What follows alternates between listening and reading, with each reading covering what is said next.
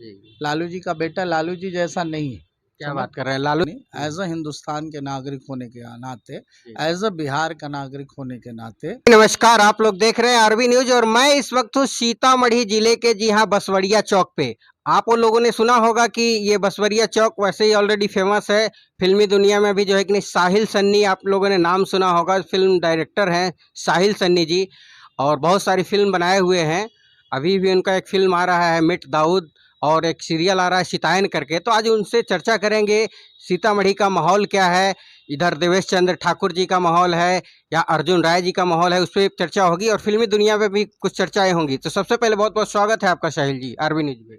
नमस्कार, और RB news के तमाम दर्शकों को साहिल सन्नी का प्यार भरा नमस्कार, आदाब, प्रणाम, सलाम। जी, तो इस बार क्या माहौल है सबसे पहले सीतामढ़ी में? सर, सीतामढ़ी जगत जननी जानकी मैया की भूमि है, जी। लेकिन इस बार का माहौल थोड़ा सा अलग है। क्या है? पहले दाल में काला था, अब काले में दाल है। जी। फिर भी दुनिया सिम रही है, हमको यही मलाल है। तो यहाँ के वोटरों ने ये तय नहीं किया है कि आप किसके साथ जाएंगे, नहीं जाएंगे, क्योंकि ये लोकसभा का चुनाव है, और लोकसभा का चुनाव जो है उस समय परिस्थिति के अनुसार ना तो यहाँ आप ढोल नगाड़े देख रहे हैं, ना प्रचार देख रहे हैं, ना प्रसार देख रहे हैं। आचार संहिता लगा, उसमें जी। कम ही प्रचार तो करना है। कम ही प्रचार करना है, तो जी। इसका मतलब है कि चुनाव का जो वातावरण होता था, वो चुनाव का वातावरण पहले जैसा नहीं है। जी। बहुत सारे ग्रामीण परिवेशों में तो ये भी पता नहीं है कि चुनाव कब है और क्या है, कैसे है। बिल्कुल, तो सही वो माहौल दिख नहीं रहा है। आप जी। इसको मान सकते हैं कि डिजिटल युग है। डिजिटल युग में डिजिटल वोटर जो है जी। उनको जानकारी है, लेकिन ग्रामीण परिवेश के लोगों को जानकारी नहीं है। रह गई बात माहौल की, जी। तो अब की बार मोदी सरकार जी। 400 के पार, ये तो मैं भी उम्मीद लगा के बैठा हूँ। जी, जी, वैसे भी प्रचार प्रसार चल ही रहा होगा, आप लोगों ने डिजिटल जी। मीडिया के माध्यम से देखते होंगे कि अब की बार 400 पार मोदी सरकार। जी। तो आपका भी कहना है कि मोदी सरकार इस बार बन जाएगा? जी, मेरा कहना क्या है, पूरे देश का कहना है, और पूरे देश ने ठाना है कि जो राम को लाए हैं उसको पुनः गद्दी पर बिठाएंगे। कोई ऐसी वजह तो होनी चाहिए कि बीजेपी को या नरेंद्र मोदी को वोट ना मिले। कोई तो वजह होनी चाहिए। उस व्यक्ति विशेष ने जो भी वादे किए थे, तो उस वादे पे वो खड़े हैं, और आई होप सो जो दिखाई नहीं दे रहा है वो आने वाले समय में पब्लिक डोमेन में दिखाई देगा कि वो क्या सोच रहे थे। सीतामढ़ी से तो अर्जुन राय जी का मैं जो है कि नहीं चर्चा काफ़ी तेज सुन रहा हूँ, और आप कह रहे हैं यहाँ मोदी जी का जो है कि नहीं है चर्चा। नहीं, basically I am a big fan of Arjun Rai. और जब वो अर्जुन राय यहाँ के सांसद थे, तो इत्तेफाक से वो जेडीयू में थे। जी। जी। अब जेडीयू ने जिस व्यक्ति विशेष को यहाँ का उम्मीदवार बनाया है, उस व्यक्ति विशेष का अलग अपना एक वोट बैंक हो सकता है, पार्टी का वोट बैंक अलग हो सकता है, लेकिन लोकसभा के चुनाव में ये सब चीज़ें नहीं देखी जाएगी। ऊपर में जो बैठा हुआ व्यक्ति है वो मोदी है, और प्रभु श्री राम के नाम पे ही वोटिंग होगी, इसमें कतई कोई शक नहीं है। बाकी Arjun Rai is a good leader, उनको मौका मिलना तो चाहिए। प्रभु श्री राम के नाम से ही पेट चल जाएगा क्या? गरीबों का काम हो जाएगा? मैं ये आपसे जानना चाहता अच्छा, ये मैं बताइए कि जी। भगवान के नाम लेने से पेट नहीं चलता है, ये किसने कहा?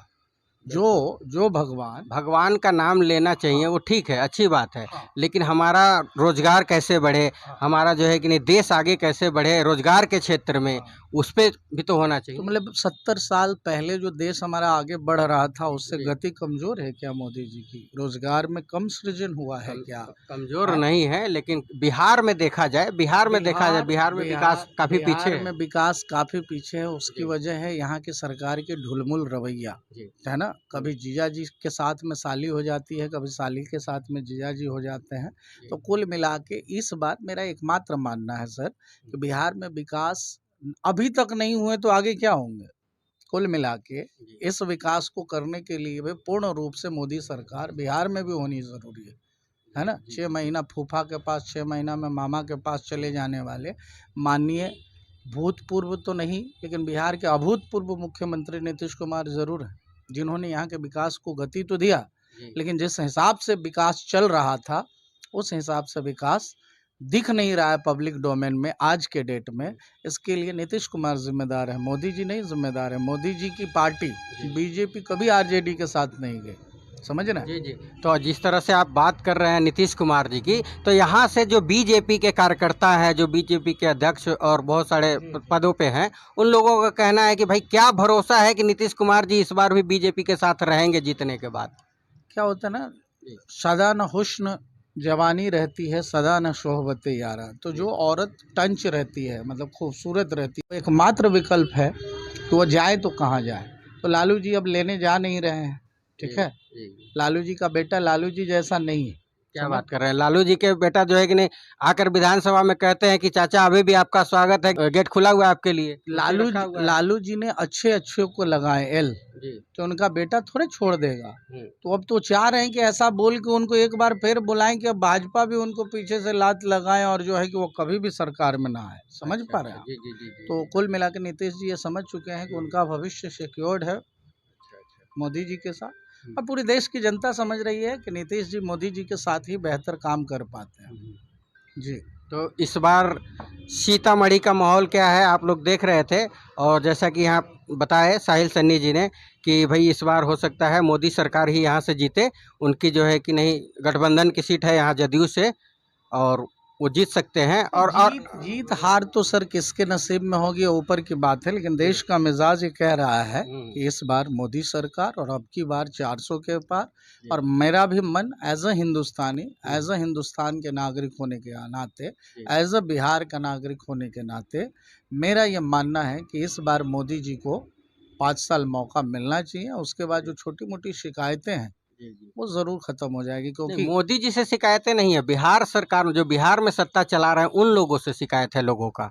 सर अभी देश में इलेक्शन हो रहा है सेंट्रल का, बिहार एक राज्य है जो इसमें अपना योगदान निभाएगा।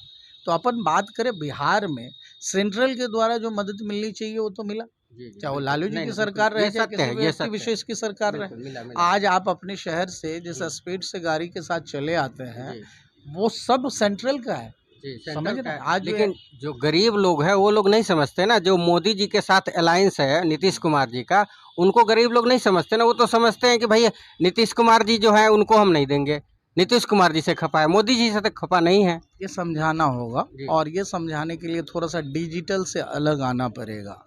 एक शेर था कि हर खेत सांड चरता बैलों को नहीं चारा, रहने को घर नहीं है हिंदुस्तान हमारा। तो कुल मिला के कांग्रेस ने जिस हाल में भारत को, और लालू यादव और नीतीश कुमार ने जिस हाल में बिहार को छोड़ रखा था, अगर सेंट्रल मजबूत नहीं होती तो आज जो आपको ये डेवलपमेंट दिखाई दे रहा है वो नहीं होता। हाँ, थोड़ी सी मेरी शिकायत है, तो शिकायत तो हर उस व्यक्ति से होगा जो काम करेगा, निकम्मे आदमी से शिकायत नहीं होती है। समझ रहे हैं। तो इनसे शिकायत सिर्फ इतनी है कि जो गरीब लोग हैं, है ना, जिनके बारे में आप बात कर रहे हैं, तो उनको अपने साथ कैसे लेके आए।